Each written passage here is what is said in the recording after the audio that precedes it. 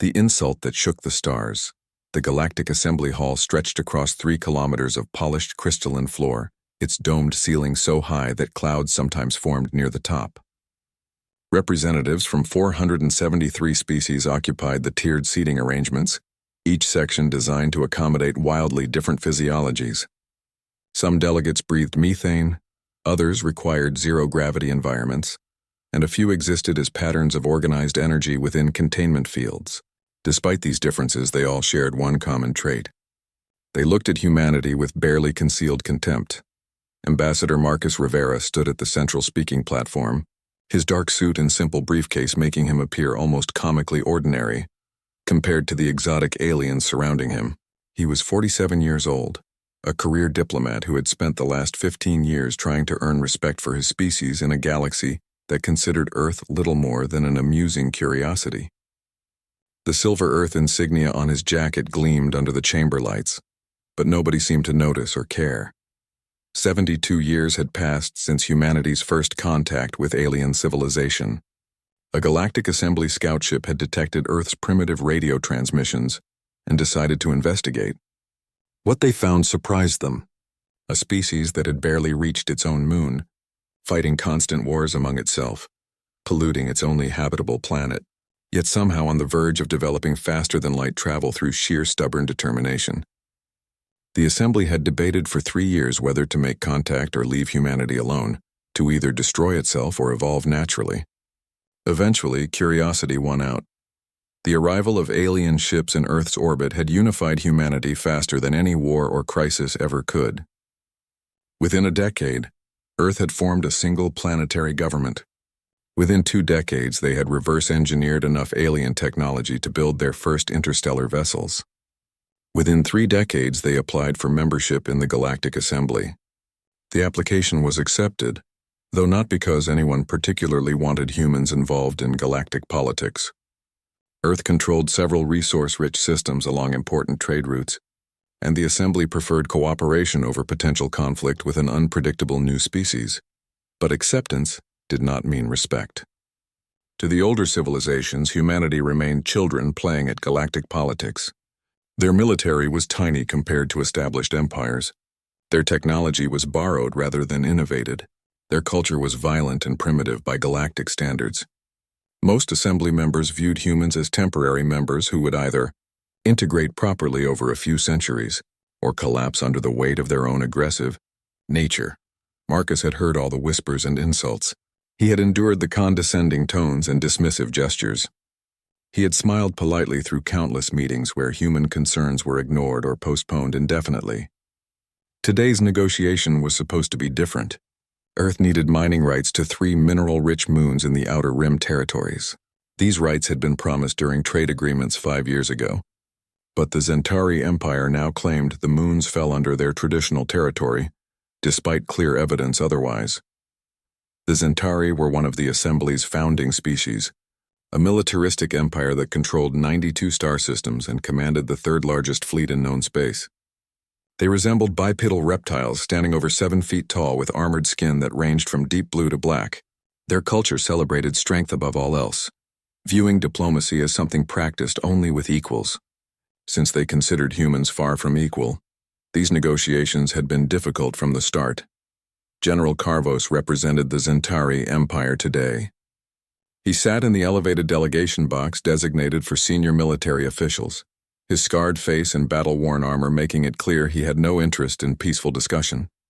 3 dozen campaign medals decorated his chest plate, each one representing a conquered world or defeated enemy fleet. His yellow eyes tracked Marcus with the focused intensity of a predator watching prey. Marcus activated the holographic display system and began his presentation. Maps showing the disputed territories appeared in the air above the speaking platform.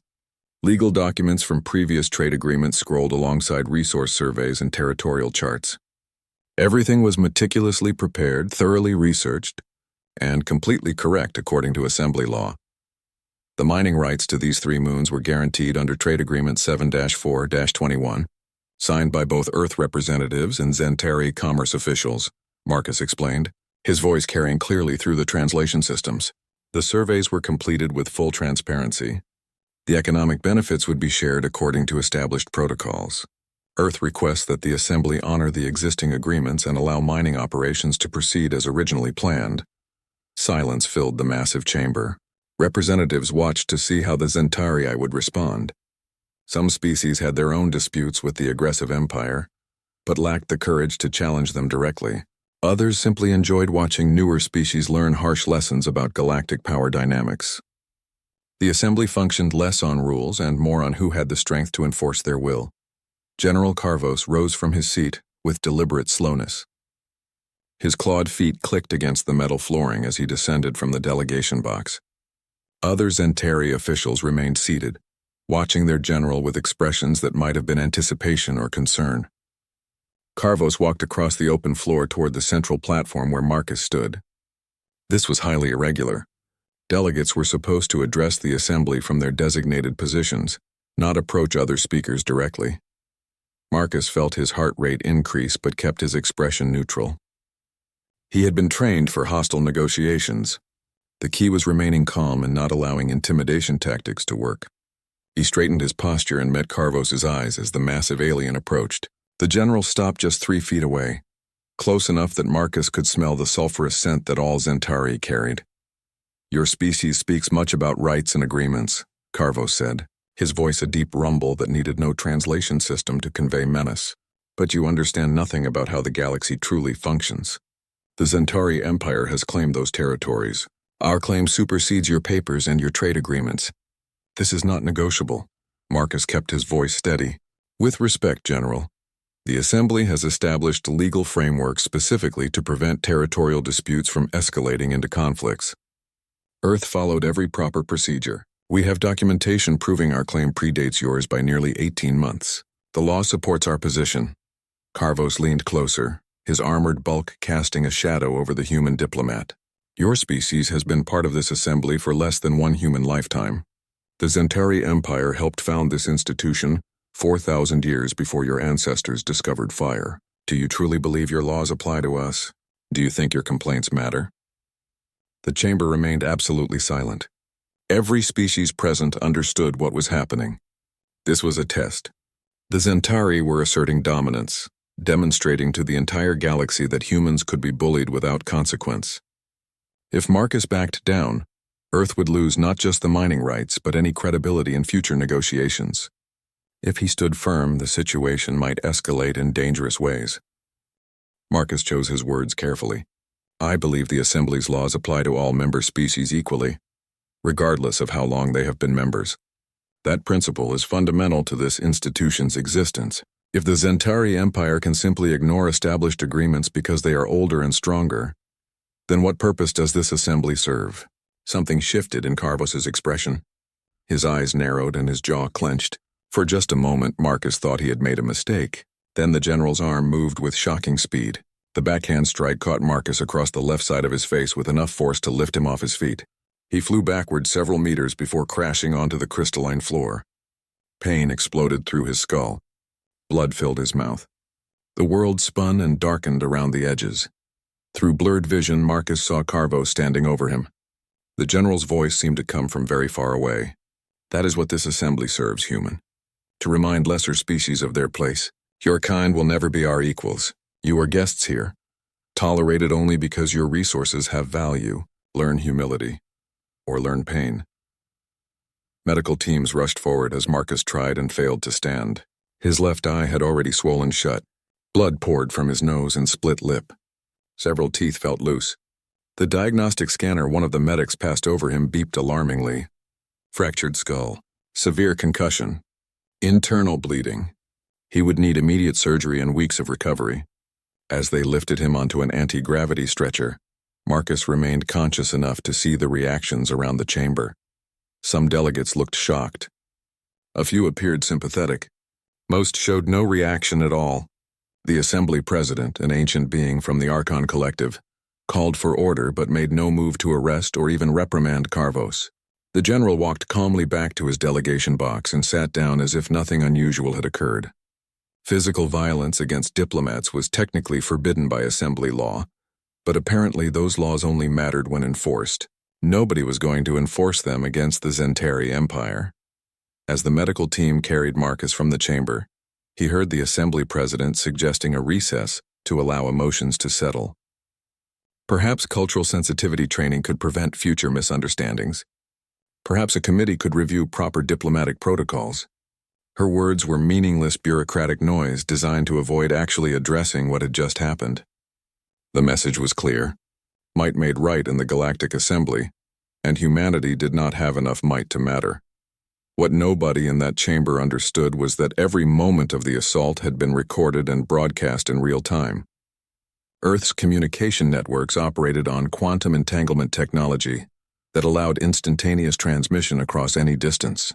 Every human colony, every orbital station, every military vessel had watched their ambassador being attacked.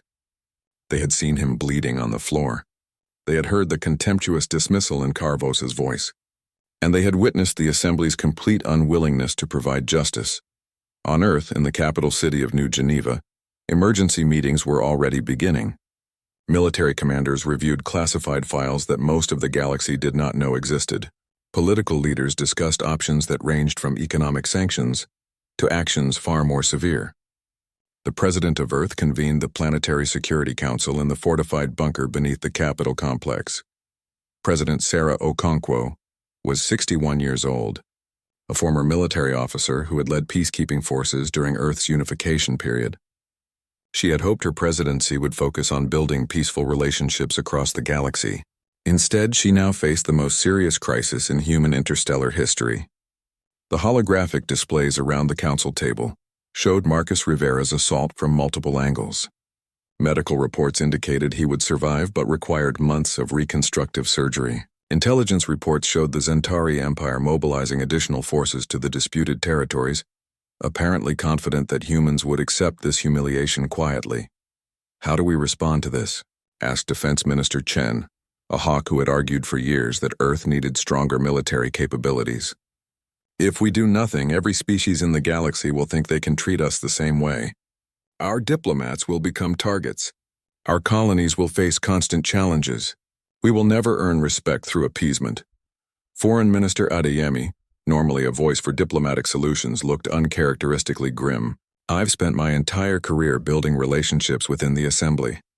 I've made personal friendships with representatives from dozens of species. In the last 2 hours, I've contacted every one of them. None will support sanctions against the Zentari. None will even issue public statements condemning the assault.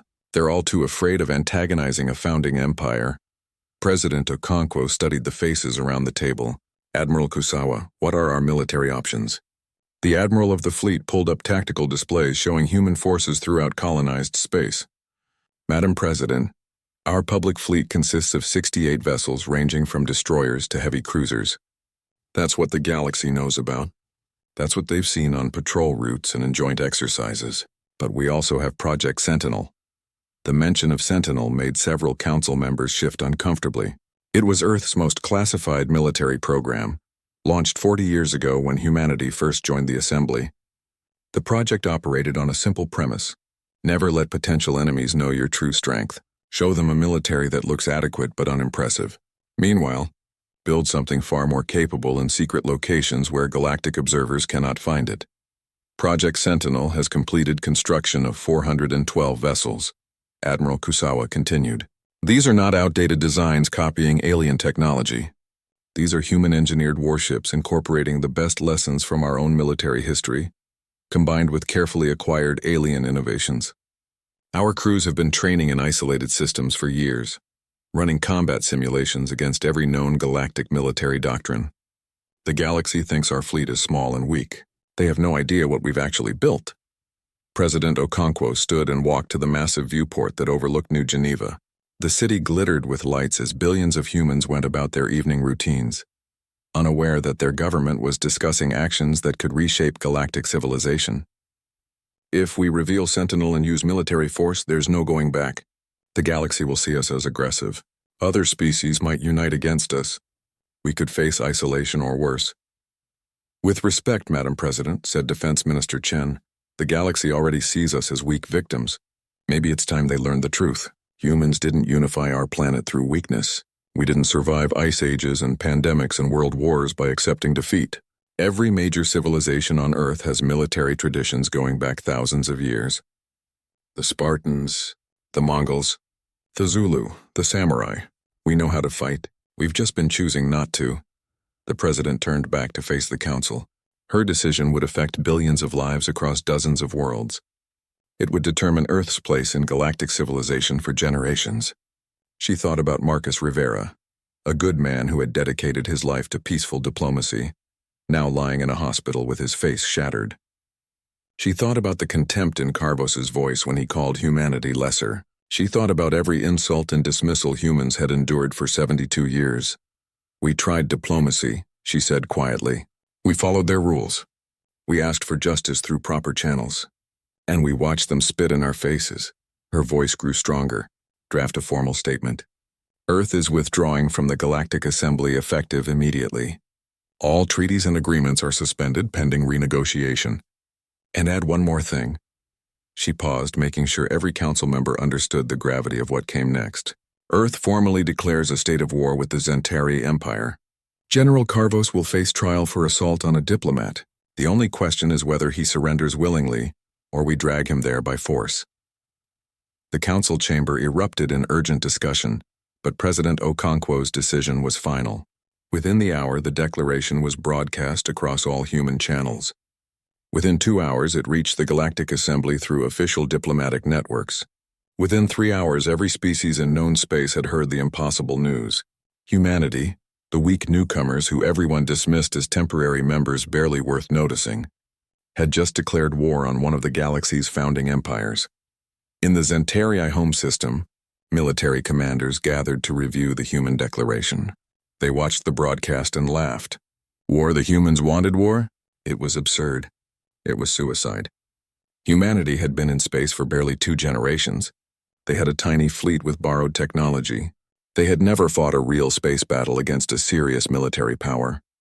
This would not be a war. This would be a quick extermination followed by human colonies begging for mercy. General Carvos himself dismissed the declaration with contempt. Let them come. Let them throw their pathetic ships against Zentari might.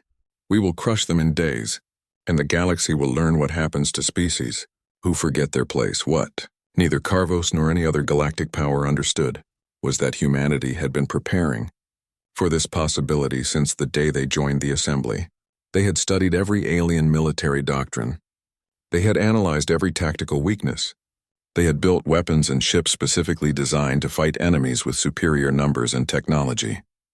And most importantly, they had learned from their own bloody history how to win wars against overwhelming odds. The galaxy was about to receive an education in human military philosophy. The tuition would be paid in Zentari ships and shattered assumptions about which species were truly dangerous. Humanity had been patient. They had been peaceful. They had tried every diplomatic option. Now they would show the galaxy what happened when peaceful species decided they had been pushed far enough. The sleeping giant was awake and it was angry. When the sleeping giant awakens, the Zentari High Command gathered in their war room on the fortress world of Zenthar Prime. Holographic displays showed the positions of every human colony and the locations of their known military vessels. To the assembled generals and admirals, it looked like a simple training exercise rather than a serious military threat. The room itself was carved from dark volcanic rock, its walls decorated with weapons from 1,000 conquered worlds. Zentari culture celebrated warfare as the highest calling, and this chamber had witnessed the planning of countless successful campaigns. Fleet Admiral Torquex studied the tactical data with growing amusement. His scales were darker than most Centauri, almost black, marking him as a veteran of over 60 major battles. The humans have 12 colony worlds and 68 confirmed military vessels. Their largest ship masses only 600,000 tons. Their weapons are plasma-based projectiles, similar to technology we abandoned 3 centuries ago. They have no graviton shields, no quantum displacement drives, no antimatter warheads. This will be over before it begins. General Carvos stood beside the display table, his earlier assault on the human ambassador already forgotten as a minor incident. I want to lead the first battle group personally. We will strike their border colony at New Horizon. 3 battle groups should be sufficient. 90 ships against whatever pathetic defenses they can muster. We will crush them there and broadcast their surrender across all human space. They will learn the cost of their arrogance. The other commanders voiced their agreement. The strategy was approved within minutes. 3 battle groups meant 90 warships ranging from heavy cruisers to dreadnoughts. Centauri intelligence estimated New Horizon had perhaps 4 or 5 vessels defending it. The battle would last less than an hour. It would be a demonstration of Centauri superiority that would echo across the galaxy for generations. What Centauri intelligence completely failed to understand was that every piece of information they possessed about human military capabilities was carefully constructed misinformation. For 4 decades, humanity had shown the galaxy exactly what they wanted galactic powers to see: small fleets on predictable patrol routes, outdated weapons in public demonstrations, ships that appeared slow and vulnerable during joint exercises. All of it was an elaborate deception designed to make potential enemies underestimate Earth's true strength. The reality was dramatically different. In hidden construction facilities scattered throughout human space, in asteroid belts and gas giant moons where galactic observers never ventured, humanity had been building. Not dozens of ships, hundreds. Not outdated designs copied from alien technology. Cutting-edge vessels incorporating human engineering innovation with carefully reverse-engineered alien advancements. The public fleet was a decoy. The real fleet had been waiting in secret for exactly this moment. Admiral Jessica Torres commanded human defense forces from her flagship, the UENS Defiant. She was 49 years old, a tactical genius who had spent the last 15 years training crews in isolated systems far from galactic observation. Her bridge crew sat at their stations with the calm professionalism that came from thousands of hours of simulation training. They had practiced this scenario more times than anyone could count. Now it was real. Centauri battle groups just entered the system, reported the tactical officer. 90 vessels total. They're maintaining standard attack formation Delta 7. Our intelligence files indicate they believe we have 5 ships defending this colony. They think this will be a quick victory. Admiral Torres allowed herself a thin smile. Show them what we really have. All vessels exit stealth mode. Execute formation Phoenix Rising. Across the New Horizon system, space itself seemed to ripple and distort. Ships appeared from nowhere, their stealth systems deactivating to reveal hulls painted in the dark blue and silver of the United Earth Naval Service. Not 5 vessels. 60. Sleek warships that looked nothing like the cargo haulers and outdated cruisers the galaxy associated with humanity.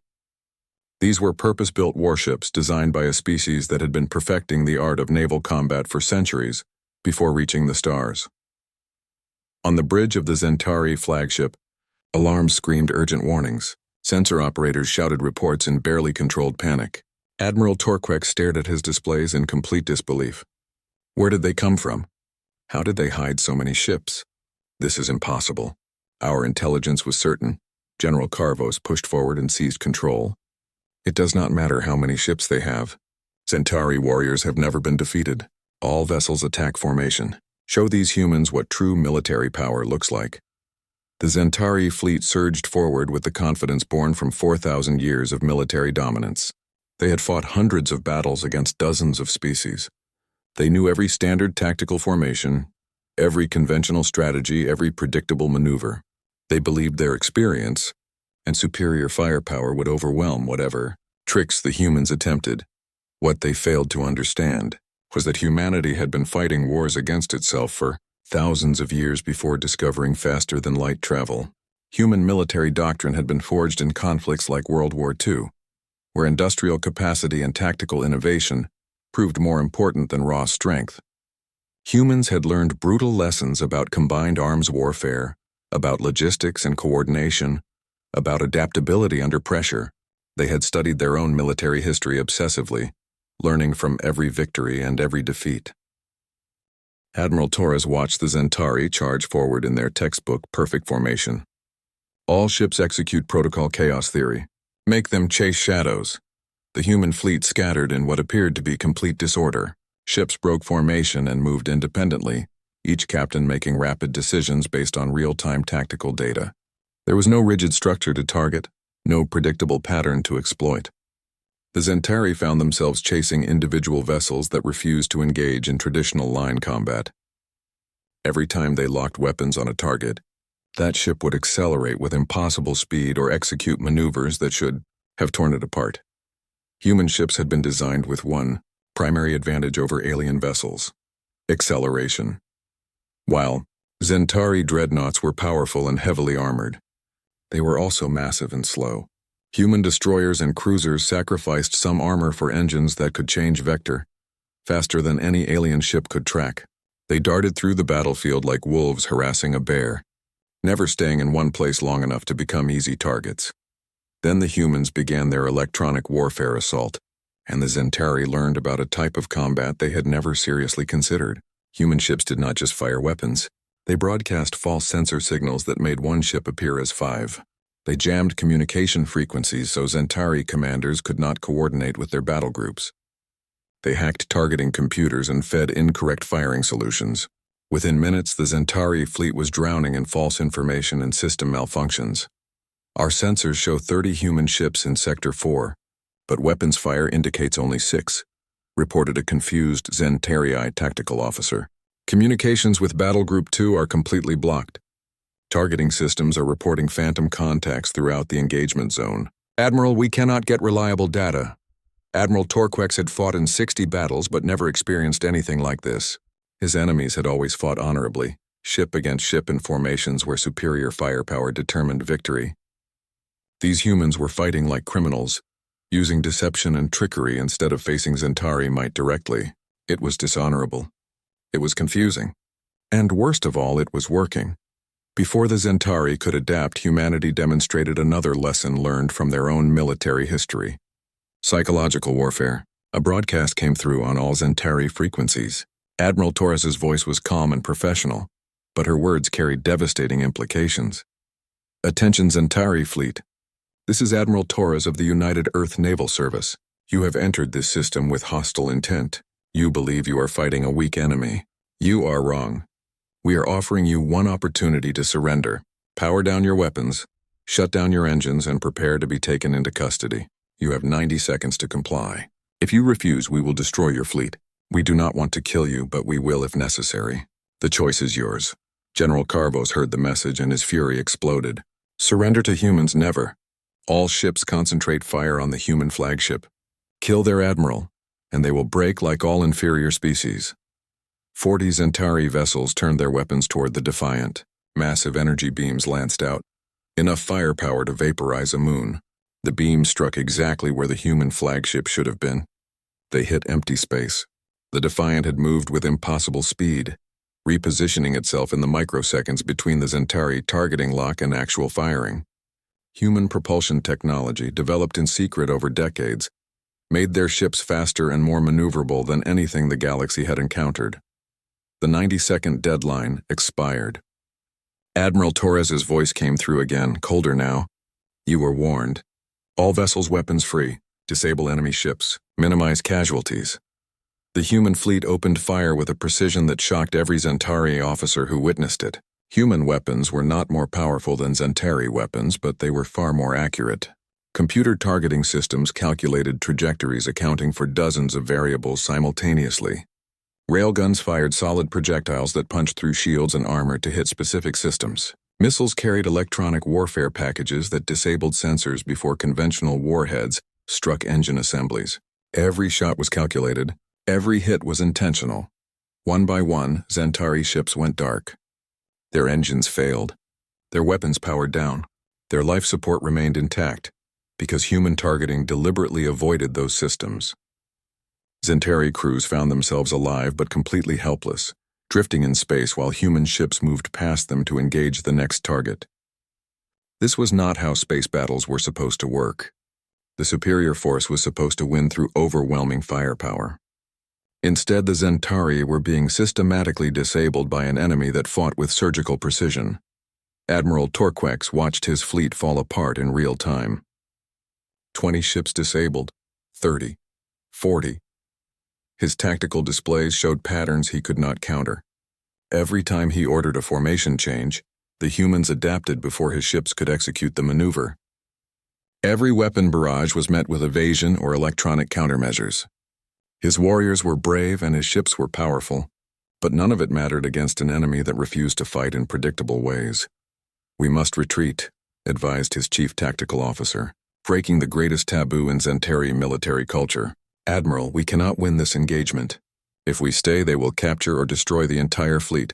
General Carvos overruled him immediately. Zentari do not retreat. We do not surrender. Keep fighting. We are warriors.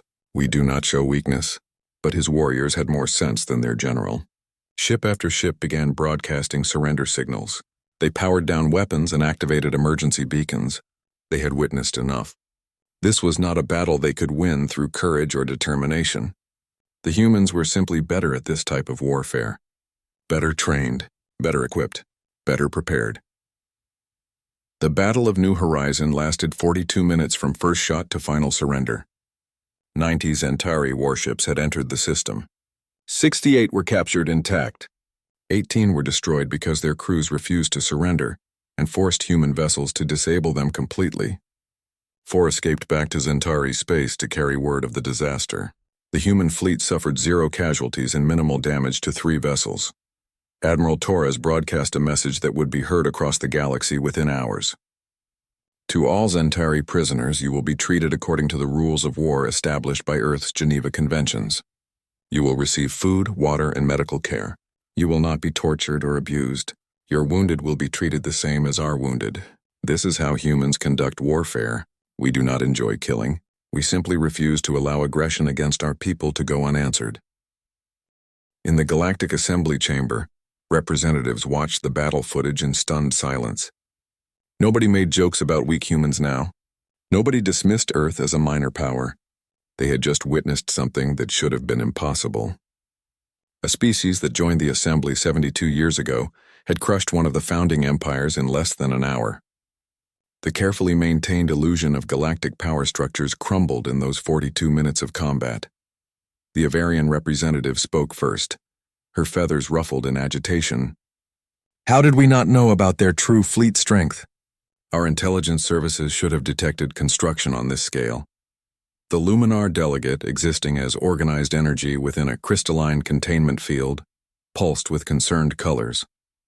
They deceived us deliberately. For decades, they showed us weakness while building strength in secret. We have fundamentally misunderstood this species. On Zenthar Prime, the High Command watched the battle recordings with growing horror.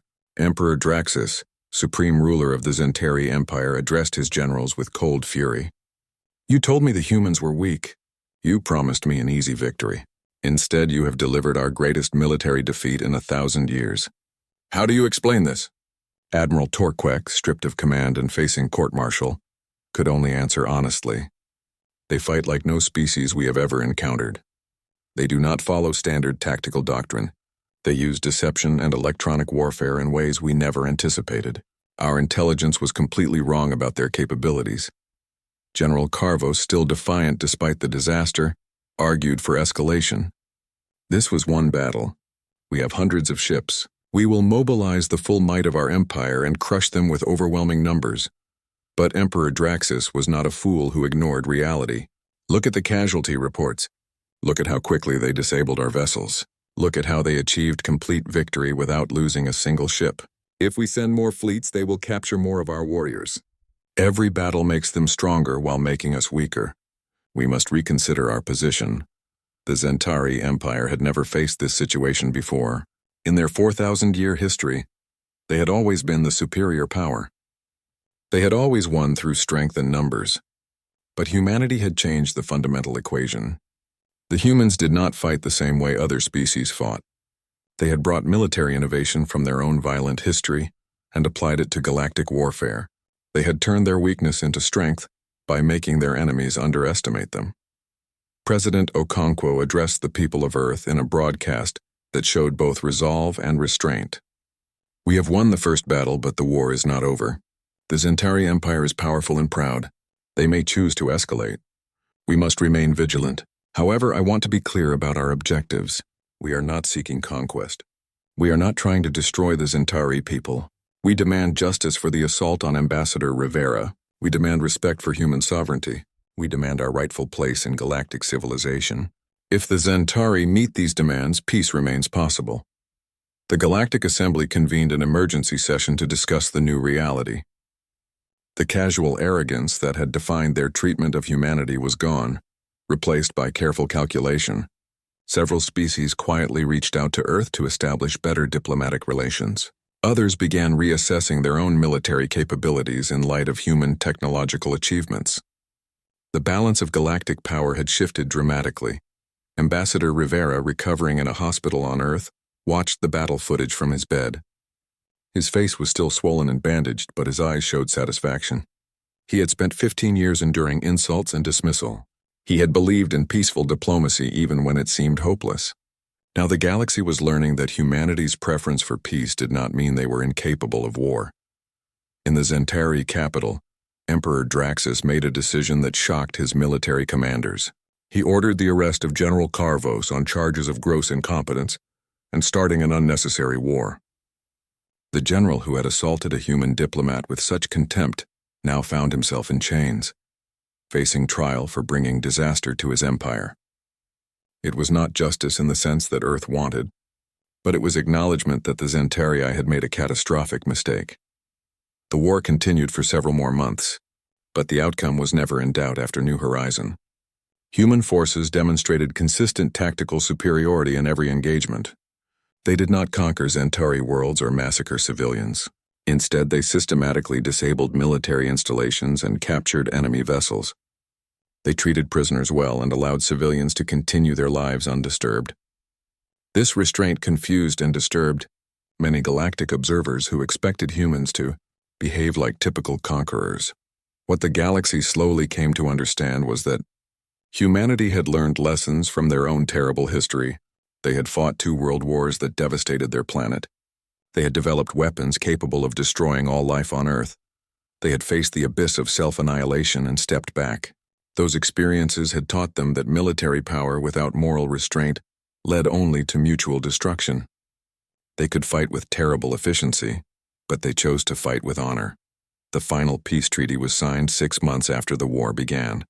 General Carvos was extradited to Earth to face trial for assault on a diplomat. He was found guilty and sentenced to 20 years in a human prison, where he would experience firsthand how humans treated even their enemies with basic dignity. The Zentari Empire formally apologized to Earth and paid reparations. The mining rights that had sparked the initial dispute were awarded to humanity without further argument. But the most important outcome was not written in any treaty. The galaxy had learned that humanity was not weak. They had learned that peaceful species could be the most dangerous when pushed too far. They had learned that humans possessed something more valuable than superior technology or larger fleets. They possessed strategic thinking, tactical flexibility, and the moral courage to fight only when necessary, but to fight with absolute commitment when required. Ambassador Rivera recovered fully and returned to diplomatic service. When he entered the Galactic Assembly Chamber for the first time after the war, something had changed. Representatives stood when he approached. They listened when he spoke. They treated him with genuine respect rather than barely concealed contempt. Earth had not sought this respect through aggression, but they had earned it by demonstrating they would not accept humiliation quietly. President Okonkwo addressed the assembly personally, delivering a speech that would be studied for generations. "We did not want this war. We tried every peaceful option. We followed your rules and respected your institutions. But when violence was committed against our representative, when justice was denied, we had no choice but to act. Let this be a lesson to all species. Humanity values peace above almost everything, but we value justice and dignity even more. We will always prefer negotiation to conflict, but we will never again accept being treated as lesser simply because we are newer to galactic civilization." The Galactic Assembly reformed its diplomatic protocols, establishing stronger protections for ambassadors and clearer mechanisms for resolving disputes. The reforms came too late to prevent the war, but they ensured future conflicts might be avoided. Humanity had not just won a military victory, they had forced the galaxy to reconsider fundamental assumptions about power, respect, and civilization. In the years that followed, human colonies prospered. Human ships patrolled their territories with confidence. Human diplomats negotiated from positions of strength. The galaxy had learned its lesson. Humanity was not weak. They were not primitive. They were a species that had survived ice ages and plagues, that had unified a divided planet, that had reached the stars through determination and innovation. They were dangerous when provoked, merciful when victorious, and absolutely committed to protecting their own. The assault on Ambassador Rivera had been meant to teach humanity their place. Instead, it had taught the galaxy that underestimating humans was a mistake no species should ever make twice. The sleeping giant had awakened, and the galaxy would never be quite the same.